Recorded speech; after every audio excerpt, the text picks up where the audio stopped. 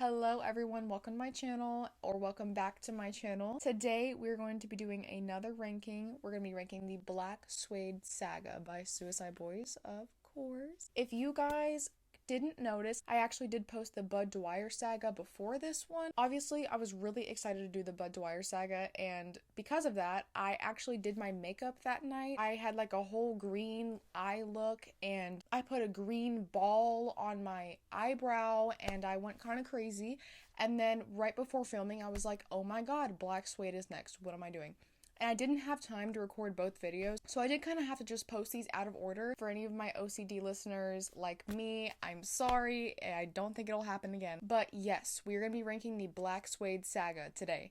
I'm really excited, and I'm also a little bit nervous. I think this will be one of my most controversial ranks. The reason I say that is because my number 3, I think a lot of people would put at number 1, and I know my best friend, I had her rank this, and she put that at number 1, and I was like, wow, like, people must disagree with me, and y'all just don't tell me. I need y'all to tell me in the comments respectfully what your ranking would be versus mine, and let me know why. I want to know. All right, let's start.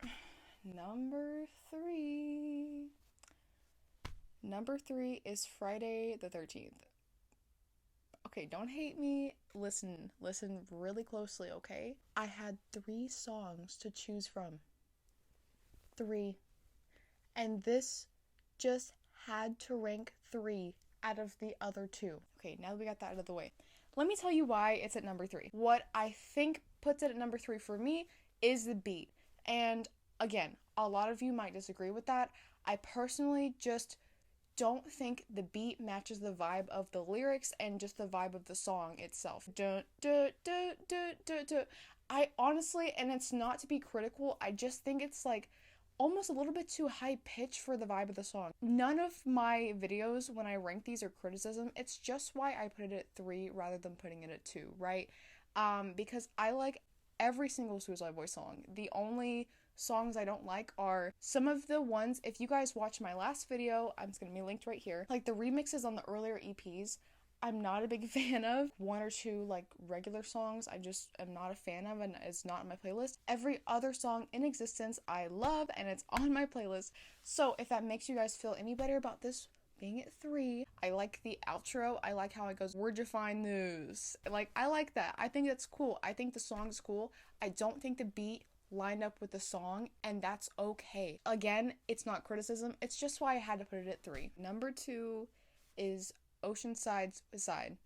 And the reason for that is gonna be that I just like number 1 more. I'm gonna talk the best about the song out of actually all 3, which might not make sense to you. I love how low-key and dark this song is at the same time. I think that the beat obviously really aligned with that so well, and really just brought out the depths of this song and the lyrics. And I love the use of the piano. Pianos can be both dark and soothing, and I think that using that in a song like this was the best idea. I think this is one of their better and best lyrical and beat mashups and vibe mashups as well. I just, again, think that this was a really good choice to use such a low-key, soft song with such like crazy wording. Another thing I love about the song is like in the middle of the song and at the end of the song they're like,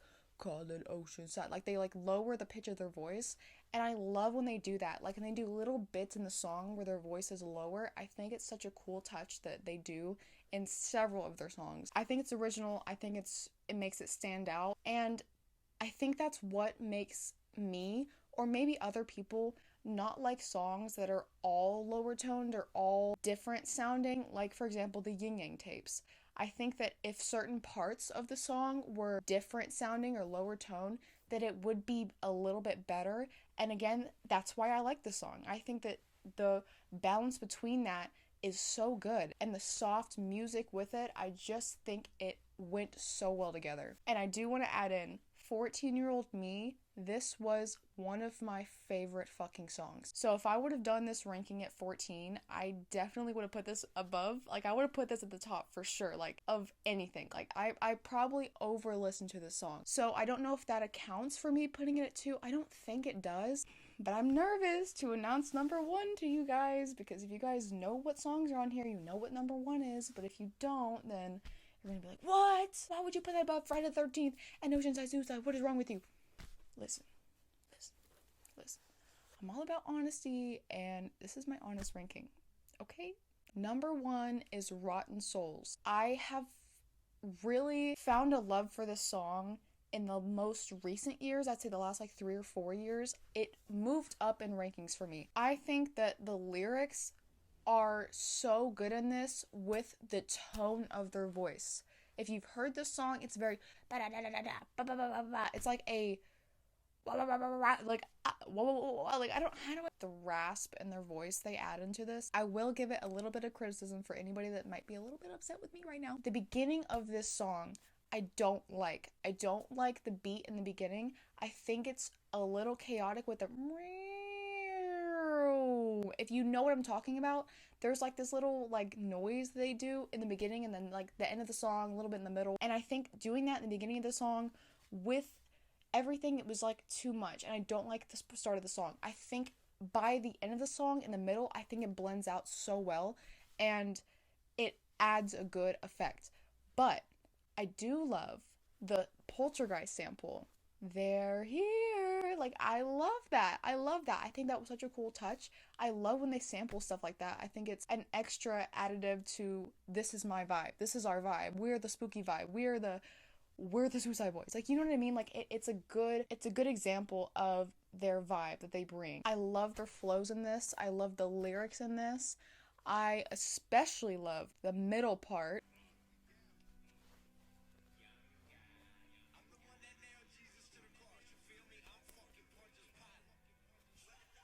It's the transition from Ruby's verse to Scrim's verse. It's almost like they're talking. They're not talking to each other, but it's like, dude, I love that so much. That is one of, again, my favorite things that they do in songs. Little talking parts, especially transitioning from one person to another. I think that's so cool. Another thing I like about the song is, yeah, ho, that is one of my favorite samples that they use in songs. That's like through this entire song. So obviously I like that a lot. That's a good addition. So if that helps y'all understand why that's my personal favorite, let me know what your personal favorite would be and why. What would your last one be? And maybe even what would your middle one be? Maybe one of you can give me a full ranking. That'd be pretty cool. I do want to add, last night I did hit 1,000 subscribers, which is such a crazy cool thing, especially for me who has had this account for 10 years this year. I think July 13th is when I made this account. If you guys go to my channel in my description,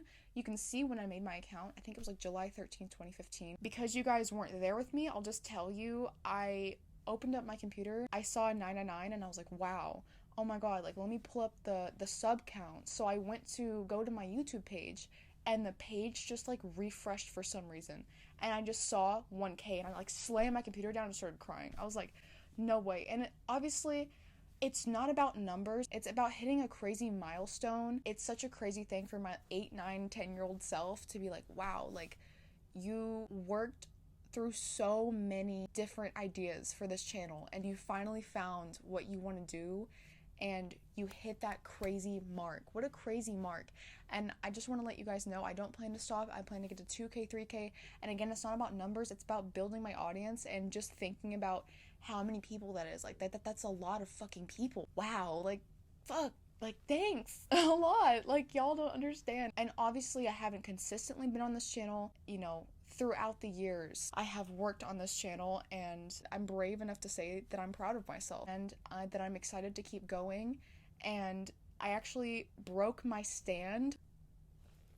I broke my stand that this is filming from right now, like the night before. This video is gonna go up like a day or two late than I wanted it to, so I'm sorry for that if you guys were expecting the video on like Tuesday. This is probably gonna go up like Wednesday or something. Thank you to everybody that has stuck around, who has come back. If you like my vibe, if you like Suicide Boys, if you like G59, subscribe and like the video. I want to say, please do expect a 1,000 subscriber video. I have something in the works, and I'm not gonna tell you what that is.